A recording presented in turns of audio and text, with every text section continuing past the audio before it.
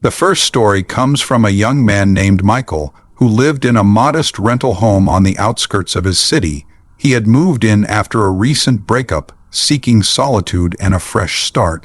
The house was old but serviceable, creaky floorboards, thin walls, and an attic that he never bothered exploring. One night around 2 a.m., Michael awoke because he sensed a shift. His dream had been interrupted by a low rhythmic thumping sound coming from the attic above his bedroom. At first, he convinced himself it was the old pipes settling or perhaps the house's structure contracting in the cold. But as he lay still, wide awake now, the thumping became deliberate. It skipped a beat and then repeated. Once, pause, twice, pause. He listened as the flooring above him seemed to shift just slightly, as if someone was pacing back and forth. Michael's heart began to thunder. He lay frozen, debating whether to get up and check. The idea of walking up the narrow stairs into darkness felt suddenly terrifying. He clutched his phone and dialed 911 out of habit, though the house address in the app was automatic. He didn't want to lose his ability to speak if something happened. After about 5 painful minutes, the thumping stopped entirely. He waited 10 minutes more, and finally the house seemed silent. So silent that every creak and distant car horn seemed amplified. With trembling limbs, he tiptoed out of bed and made his way to the attic stairs. The attic door was slightly ajar. He was sure it was closed when he'd gone to sleep. With a much more irrational fear than logic, he nudged it open. Inside, moonlight filtered through a small dusty window, illuminating boxes of unused possessions he never touched. But what caught his attention was a single shoe placed on top of a box. His own sneaker. He had removed both shoes before bed and left them under the bed. He was certain of that. And next to the sneaker was a large footprint in the dust, its heel about an inch above the floor, its outline unmistakably human, sized and fresh. The dust around it was disturbed, and there were faint scratch marks nearby. Michael's breath caught in his throat. He backed away, slammed the door shut, and locked it from the outside. He didn't sleep for the rest of the night. At dawn, he called a locksmith and changed all the locks and moved out the next week. The image of that footprint and his sneaker up in the attic stayed with him. He later wondered if whatever had been up there was watching him, waiting, simply testing how he would react. And in the darkness of the night, the fear that someone unknown had been in his home, in a place he assumed safe, changed everything. The second story takes us to a rural hospital where a night shift nurse, Lisa, was working alone in a rarely used wing. The hospital building was old, corridors narrow, lighting flickering, and the isolation at 3 a.m. was overwhelming. Lisa had taken on the shift because she liked the quiet, fewer patients, less stress, more time to catch up on charting. But that night, something felt wrong from the beginning. At around midnight, she heard the intercom buzz briefly, but when she responded, there was only static. She assumed it was the old system glitching. A few hours later, she was walking down the corridor checking rooms when she noticed that one door at the end of the wing was slightly open. That door led to a storage room filled with medical supplies. It was supposed to be locked at night. She paused, thinking perhaps a senior had left it open. She went inside, found nothing amiss, shut the door and locked it again. A little later, returning the supply cart, Lisa heard a muffled whisper, so faint she thought it was her imagination. It seemed to come from just beyond the door. She opened the door and peered in, but found nothing except the usual boxes and trolleys. She shut the door again. As she moved on, the flickering lights overhead paused for a moment, then came back. The corridor seemed to stretch longer than usual, casting deeper shadows. She checked her watch, 3:17 a.m. She hurried back to the nurse's station and sat at the desk, flipping through some paperwork, waiting for her shift to end. Then she heard footsteps, slow, deliberate, on old linoleum. They were getting louder, closer. She looked up. No one in sight. The corridor was empty. Then the footsteps stopped right outside her station, on the other side of the glass wall. She froze. The chair she was in creaked under her. The radiators clicked and hissed, the only sound besides her own heavy breathing. Then the footsteps resumed, walking away. Lisa exhaled. A moment later, she heard the storage room door at the end of the corridor open with a dull creak and close again. She stood up and walked cautiously to the door, her heart thudding in her chest. She opened it and found the room empty. The supplies were untouched. No evidence of someone entering or moving anything, but plaster dust lay in a thin line on the floor that hadn't been there before. She could tell because she had seen it earlier when she shut the door. Lisa called her charging nurse and insisted someone come check. Eventually, 2 other nurses came for relief. She left the wing early, unable to shake the sense of being observed. She never found out who walked those halls.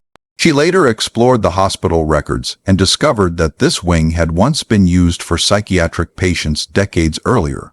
One patient had died on the floor of that corridor late at night and was never found. Whether that tragic past connected to what she heard is unknown.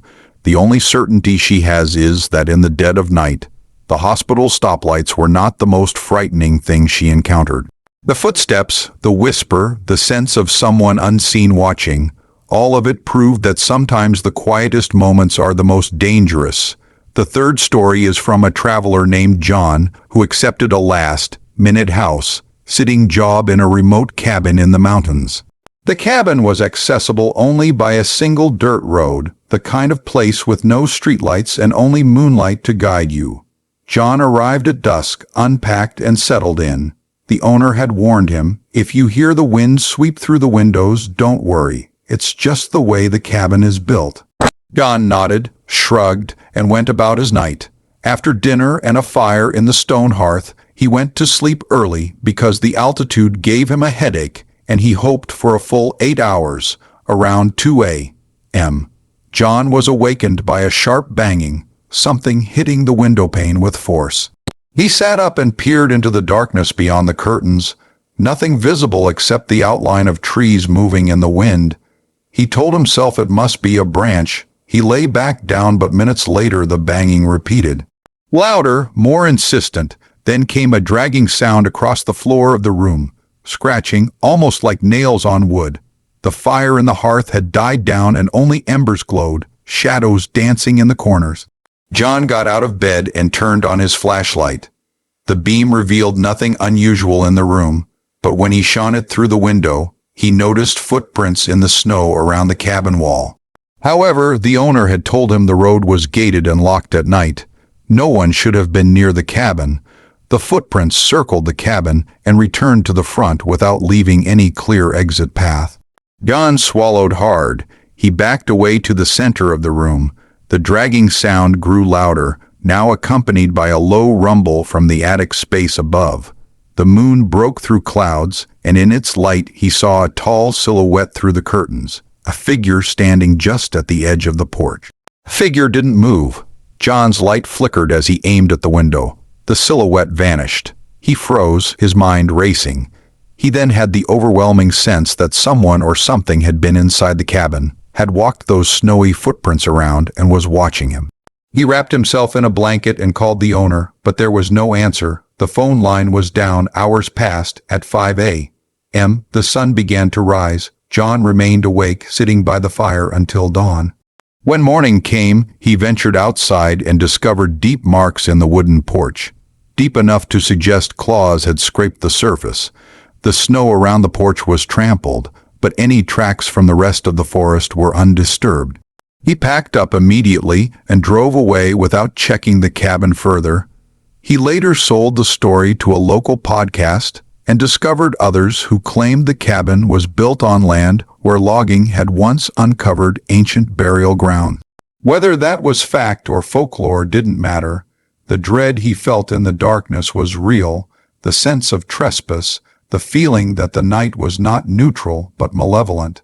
These 3 stories share common themes.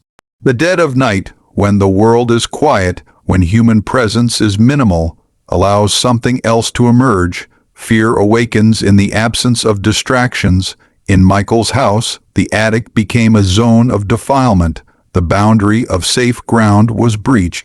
In Lisa's hospital wing, the sterile corridors became corridors of ghostly possibility, footsteps without bodies, doors that should have remained closed. In John's cabin, the wilderness and the night combined, transforming solitude into vulnerability. Often what terrifies us isn't immediately visible. It is the presence of absence, the sound of something when no one is there, the proof of movement when there should have been none. Each narrator awoke to something subtle first, a thump, a whisper, a scrape.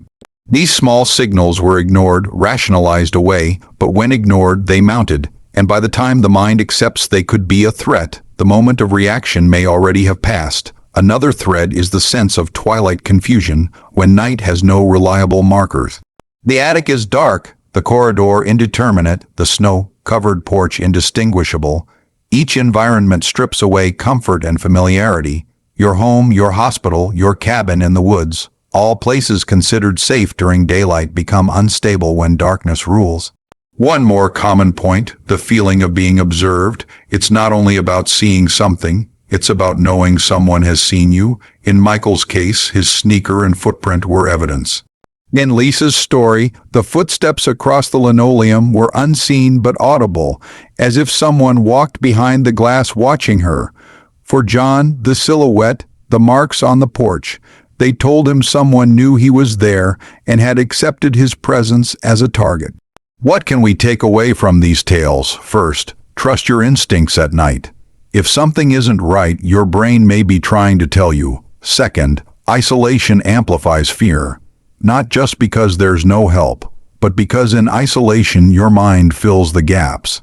Third, light and sound are your friends, tools to reclaim the dark, but sometimes even those aren't enough. If you're staying somewhere unfamiliar, check your exits, secure your doors, and pay attention to what feels off. If you hear floorboards creak outside your room at 3 a.m., don't dismiss it as settling. Ask yourself, am I safe? And if your answer tilts toward no, act, get help, change your environment, call someone. For content creators like us, yes, including myself, the night offers rich territory, the veneer of safety shatters at midnight, the mundane becomes unsettling, and when you frame it in a story, whether you're the narrator or the listener, your own pulse quickens, your senses sharpen. In reviewing these 3 stories, I want you to remember, the terror isn't always in what you see. Often it's in what you don't see, but what you know is there, a footprint where no one should have walked. A whisper behind a locked door, a silhouette in the drift of snow. The next time you wake up in the dead of night and the house is silent, pause, listen, because someone or something might be listening back. Thank you for staying with me through these nightmares.